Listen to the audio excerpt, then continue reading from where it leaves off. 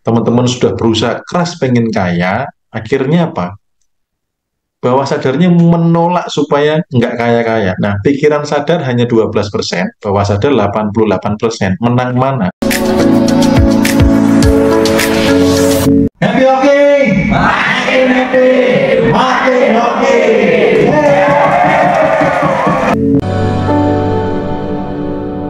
Teman-teman di materi hukum ketetapan semesta, kalau teman-teman bisa dalam betul setiap hari memancarkan bahwa saya dilayani semesta, maka uang harusnya yang melayani Anda. Kalau Anda masih ngejar-ngejar uang itu lucu. Anda pemimpin kan di dunia untuk menguasai bumi dan segala isinya. Masa butuh uang ngejar uang? Anda seorang raja, masa rajanya ngejar-ngejar uang? Kan tinggal perintah. Ya, SK-nya sudah begitu, ketetapannya sudah begitu. Jadi kalau teman-teman sudah eh, apa namanya memancarkan betul-betul vibrasinya, bahwa saya dilayani semesta, saya dicintai semesta, gitu. Saya layak mendapatkan keajaiban dan keberuntungan, maka siap-siap sepanjang hari hidup makin ajaib, makin mudah, dan makin beruntung. Kalau saya sebenarnya hanya sharing saja sih ya, saya sharing apa yang saya alami, apa yang saya pakai.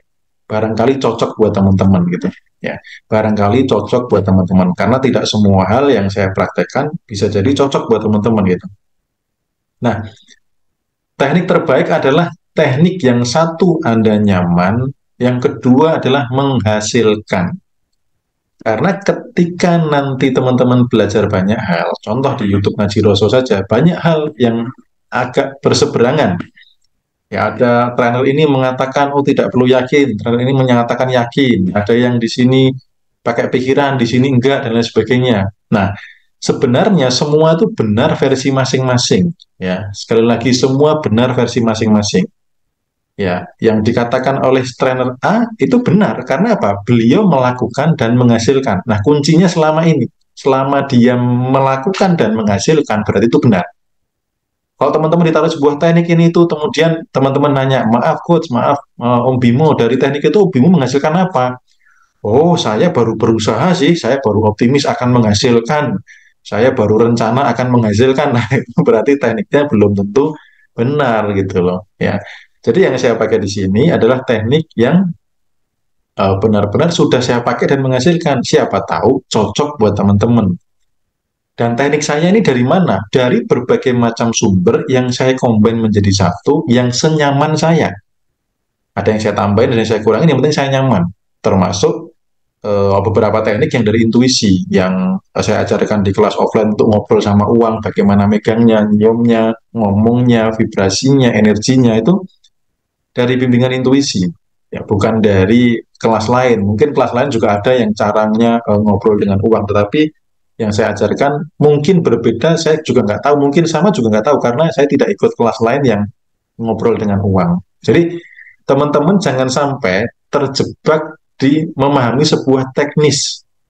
Yang benar yang mana ya? Kok sana bilang begini, kok sini bilang begitu.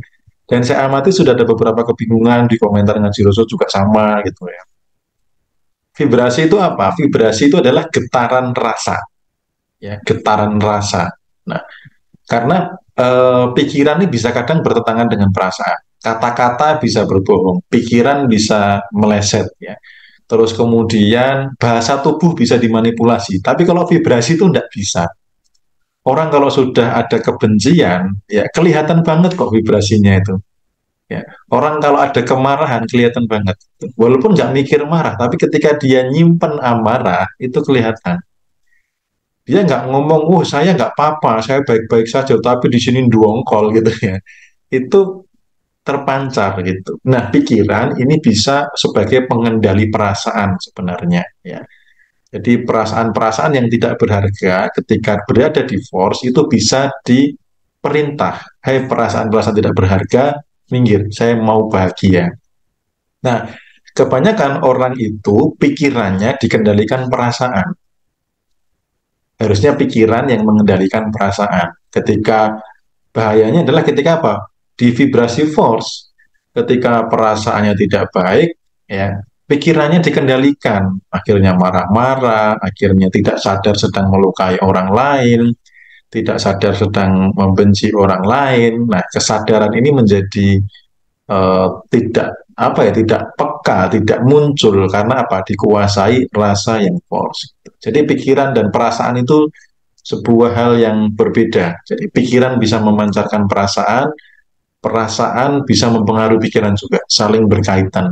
Tapi saya mohon izin banget, saya mau izin banget karena ini agak fatal ketika apa namanya belief system ini berkait dengan kurang tepatnya pemaknaan sebuah hadis, sebuah ayat, sebuah kitab suci.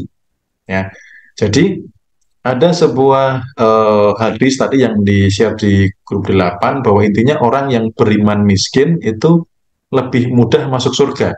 Orang kaya itu 500 hari lebih lama kalau nggak salah ada seperti itunya. Nah, di Nasrani juga ada bahwa orang yang miskin di hadapan Tuhan itu yang empunya surga, yang punya surga gitu. Nah, ini yang perlu dibenahi nih, karena kalau enggak, belief sistemnya kurang tepat, akhirnya apa? Eh, wah, kalau begini berarti nggak boleh kaya dong gitu loh. Karena yang miskin saja yang masuk surga. Gitu. Nah, bagaimana coba? Kalau itu nancap di bawah sadar, Anda berusaha untuk kaya, sementara Anda tuh pengennya masuk surga, ya Anda akan diprotek sama bawah sadar Anda untuk supaya tidak kaya. Jadi seperti inilah apa ya sederhana dan dampak yang luar biasa dari belief system. Nah, itu sebenarnya ada miss dari pemaknaan, ya.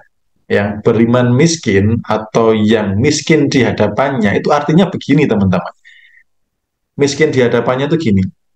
Ya Tuhan, ya Allah saya itu bukan apa-apa tanpamu gitu loh. Semua ini mobil, rumah mewah, ya uang miliar ini hanya titipanmu. Tuh. Ini bukan punya aku, ini titipanmu, ini amanahmu. Sehingga Pak merasa miskin di hadapannya, ya, bukan merasa miskin di hadapan tetangga, bukan, ya. Beriman miskin itu artinya apa? Saya merasa tidak punya apa-apa, semua ini hanya titipan, gitu loh, ya. Jadi pemaknaan yang betul seperti itu, bukan miskin di hadapan tetangga, ya, tetapi miskin di hadapannya adalah merasa bahwa saya ini tanpanya bukan apa-apa, merasa bahwa ini rumah mewah, mobil mewah, ya uang miliaran ini hanya titipan. Ini amanahnya. Nah, ini perlu saya sampaikan kenapa? Karena belief system ini kalau mengakar kuat dan salah pemaknaan, waduh, sayang banget gitu. Teman-teman sudah berusaha keras pengen kaya, akhirnya apa? Bawah sadarnya menolak supaya nggak kaya-kaya. Nah, pikiran sadar hanya 12%, bawah sadar 88%. Menang mana? Yang menang pikiran bawah sadar gitu.